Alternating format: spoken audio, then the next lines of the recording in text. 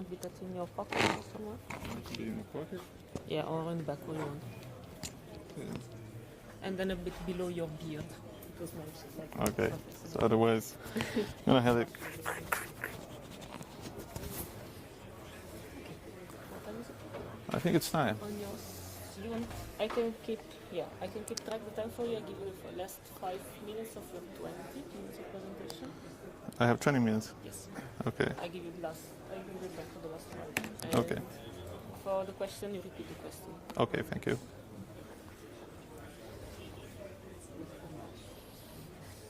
Okay. Right.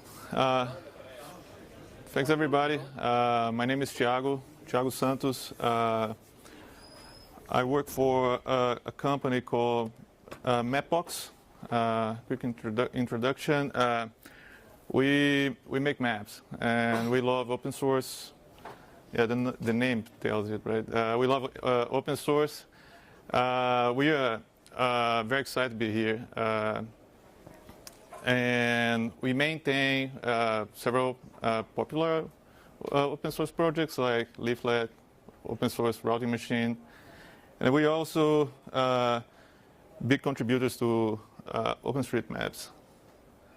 Yeah, we work with tools like ID, and we contribute with data fixing data on OpenStreetMaps and developing tools to improve the quality of the map. But today I'm going to talk about this particular tool. We call it Mapbox GL Native. It's not exactly a product we offer. It's actually the base for our products. Like we have a map rendering engine, SDK for Android, iOS, and is based on this. What I would say is a vector map rendering engine, which is open source, and I think it's really cool, bleeding edge technology compared to raster tile rendering engines. I realized when I was making this talk, we don't have a cool logo for this. Many open source softwares they have, and it was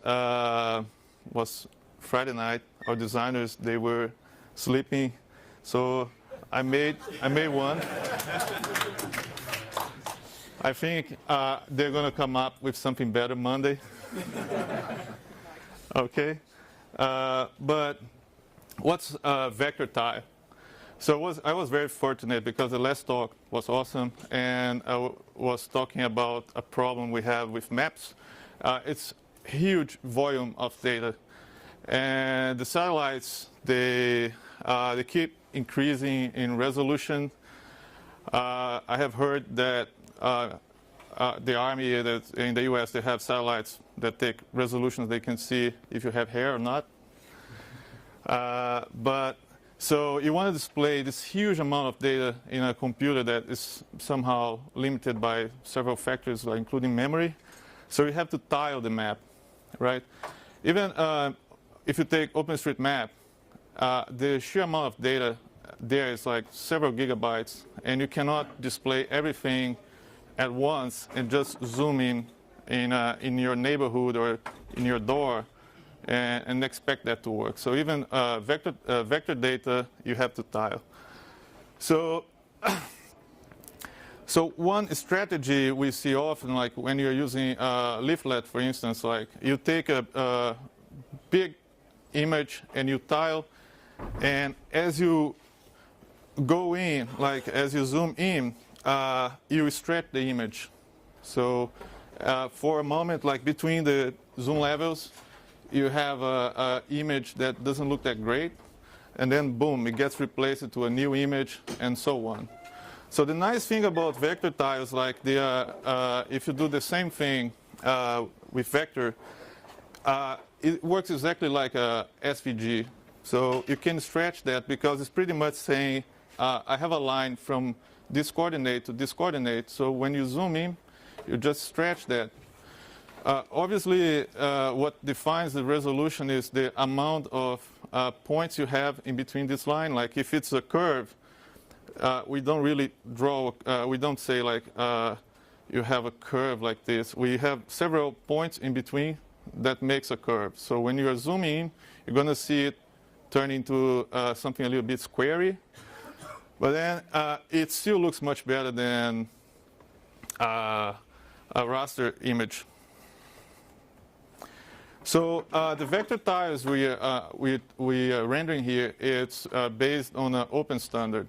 Okay, so it's not. We developed this standard, but we keep it open, so other vendors they can implement that. In fact, there are competitors, other open source projects using our vector tile specification. So this technology for rendering these vector tiles, like so you can have your beautiful maps in your application, is not really let's say vendor locked in a way that we are making this open source project so you can use our services. So in fact, you can create vector tiles from your own data if you want to. And we also provide open source tools for creating these vector tiles. So for instance, like we have this typicanu, I still have to learn how to pronounce this. It converts GeoJSON to vector tiles. GeoJSON is fairly established format. So I think one cool application for this, I saw like we have an app for the lectures here, and it has a map. So I've seen people using these vector tiles for creating indoor maps like this. We could have like just make a map of the university using, I don't know, GeoJSON, convert this to vector tiles, and render in the app, like with completely offline data. Yeah, I think that's pretty cool. Like it's, I'm not sure if when we designed this we had this use case in mind, but there's some people doing it, and I find it really nice. So I think the advantages of rendering your map in the client side are this. Like you can do 3D effects, you can tilt the map. We don't do this in our engine today, but we are bringing this to our engine, like this native engine. Like you could do 3D extrusions, so you can see buildings in your city. The nice thing is when you have a raster image, like imagine like a picture of myself, if I rotate it, what's written here in my t-shirt is going to look upside down, of course. But if you have a vector tile and you're rendering a map on the fly, client side, you have different layers. You know what's a road, what's a building, and what's a label. So knowing that your map is rotated, you may keep the label upright. It's up to you, because we also support styling. So styling meaning you can change colors of your map, whatever color. You can hide and show features depending on zoom level. You can change that on the fly. Like if you have a map in an app and you detect that the lightning is weak, you can make your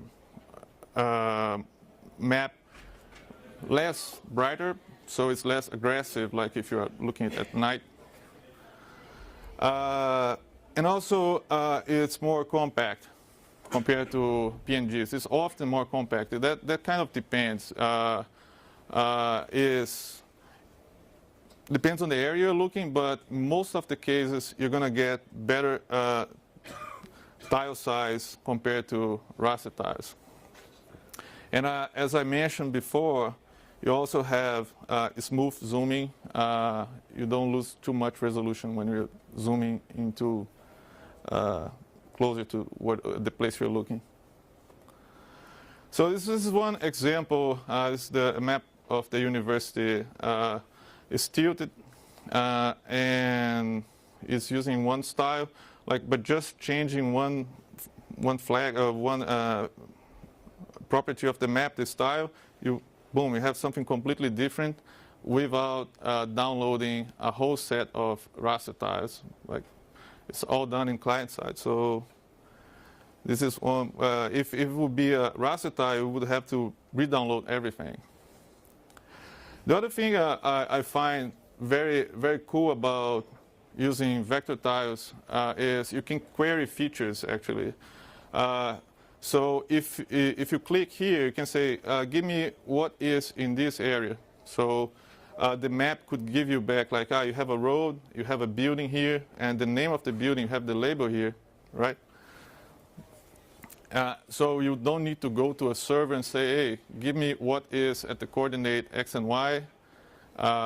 You can do it completely locally also. All right, so, and about the style, it's also open, it's standard. So specification note is open, it's open for suggestions, and again, it's not implemented just by us. So back to the engine, we've been doing the development of this engine in the open source. It's on GitHub. So we brought this engine to different platforms, like including Linux, Mac, iOS, Android, and most recently we contribute this engine to the Qt project, which is, who doesn't know, it's an established C++ open source framework. So it was very interesting to work with the Qt company. We're still working with them. And so you can use what they call QML. It's a language for describing user interfaces. It's very easy. It's way better compared to something like HTML. I think it's the last time I do a talk using a HTML slideshow. It's horrible to make this. Really, like, put this image aligned in the center here. It took me 30 minutes. Anyway, so we have our engine on Qt now. It's going to be there by default from Qt 5.9, which is the upcoming release for this year. And you could do, in the future, something like just like this, like window. You change the string to Mapbox.gl here, put some coordinates. If you're familiar with QML, this code, it's a bit simplified here, but with 6 more lines of code, this is enough to have a window with a map centered at a coordinate. This is in Oslo at zoom level 10. So QML is pretty cool. It's very easy to read. And yeah, and you can get with Qt, you can get the same map on your phone, on desktop. And we are trying to get this running on Windows today because we don't support Windows at the moment. But with Qt, we saw maybe a window, no pun intended, for that. So what about a new platform? Because the idea, one of the ideas here of this talk is like to invite developers to get vector maps, better maps in other platforms. Like I know that GNOME is using our raster tiles, but I would love to see, I don't know, GNOME maps maybe using vector tiles. I don't see why not. We brought this to Qt, so competition is on. So what do you need for having this engine running in your whatever framework you have? Could be, let's say I'm using GTK here as an example, but you need a decent C++ 14 compiler. We use some features, and it's not every compiler that can do it. For instance, Clang, recent versions of Clang can do it fine, but GCC, you need GCC 5.0. We had some issues with customers using GCC 4.9 and complaining about, GCC 5.0 is too new, even though I think it's 3 years old. So we are bringing it back to GCC 4.9. Maybe Debian is still using 4.9, I don't know. Apart from that, you need OpenGL. We rely on OpenGL. It could be OpenGL ES if your platform supports that. And you need to do a little bit of plumbing because the engine is designed in a way that you have the core of the engine, and you have the platform bindings, so you can plug your platform. For example, we did some experiments, and we got this running on the Unity 3D SDK by just replacing this part. So you need some main loop, like if you're porting this to GTK, I think glib gives you that. You need some thread IPC. Again, like glib gives you that. I know there is this G async message or something like that. And you need a network stack. It sounds big, but we have in our engine some implementations of portable network stacks. For instance, we have already libcurl implemented. So if you're using porting to GTK, you can just keep using the libcurl implementation. It's going to probably work on all Linux platforms. And if you don't have a main loop or a thread IPC, we have this implemented for you already, this libuv. I don't know if you have heard about libuv. It's the main loop implementation that Node.js is using. In fact, I look it up because I've been calling this libuv lib ultraviolet for a while, because I don't know, UV, but in fact it stands for Unicorn Velociraptor, which is a very interesting name. So we wrote the point of I will talk more if I have more time about the details of porting this to a new platform, but I'm a bit short on time. So we wrote a blog post about describing the details. And again, we are doing the development in the open. So we have, I'm usually hanging out on Slack channels, IRC channels, especially on the Qt mobility IRC at Freenode. So I invite everyone to help us. I would, especially the GTK guys, if there is anyone here doing GTK, to join us. So thank you, and if you have any questions. Thank you for the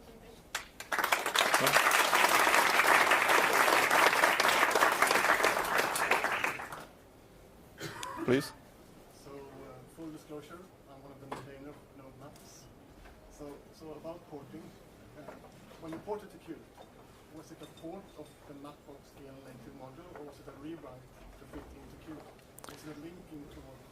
Did you link with the Mapbox DL, or did you rewrite it in Qt?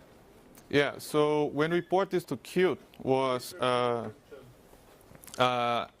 the core of the engine is 100% C++, like portable. We didn't have to change that. We rewrote the platform adaptations to work with a Qt main loop and the Qt network stack. And now Qt is going to ship our engine inside the Qt SDK, so it's there. So we're making release for Qt, and if you download the Qt SDK 5.9, you're going to get this engine included for free. If I want to deploy the native renderer somewhere, should I have a big CPU or GPU or a fast hard drive? Okay, so the question, sorry I forgot to repeat the other one, but is about the platform requirements. Please repeat the question. Yeah, so the question was about platform requirements. The cheapest hardware I managed to get this running with decent performance was the latest Raspberry Pi. The board. So, is it good to have a GPU? yeah, you need a GPU. Yeah, you need a GPU, but you can also, if you want to rasterize things using our engine, server side is also possible. You can use this Mesa software rasterizer, but it's going to be a bit slow, but it works. We do that because we have you do for running unit tests and stuff like that. We know it works. Any more questions? Okay, if not, thank you for your time, and I will be hanging out here if you have any more questions.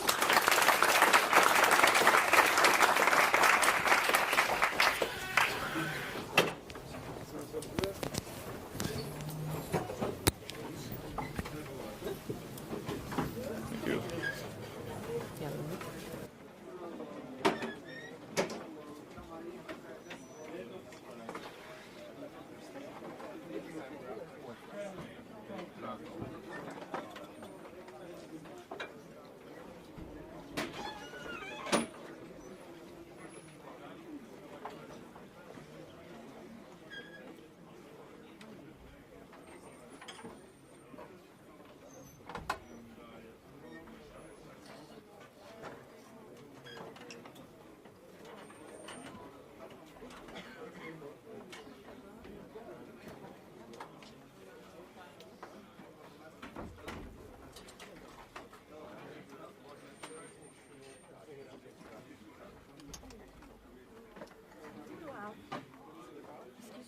Do you have the cable for that to save my life just a little bit?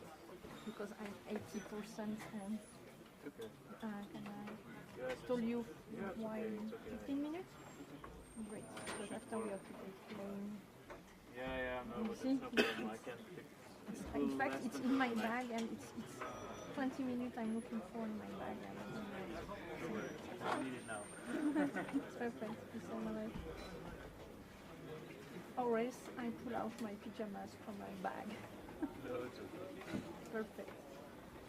And it's all clear, nothing inside, no scanning, nothing dangerous. Oh, stickers. I scan I take everything one and more. I collect everything anyway. I'm putting more on there. Little by little. Thank you.